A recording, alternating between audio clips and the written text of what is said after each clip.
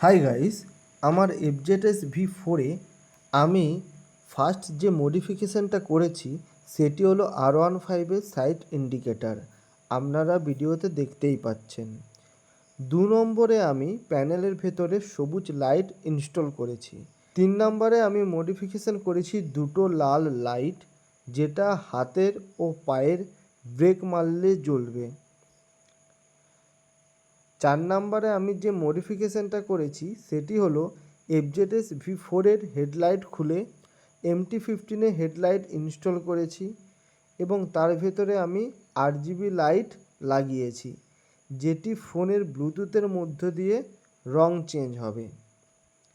আপনারা গাড়ির ফুল লুক দেখুন এবং মজা নিন। এবং নতুন কেউ আমার এই ভিডিও দেখে থাকলে ভাইয়ের চ্যানেল ভেবে সাবস্ক্রাইব করে একটা লাইক করে দিন ও পুরনো ভাই বোনেরা দেখে থাকলে লাইক, কমেন্ট, শেয়ার করে দিন। বাই।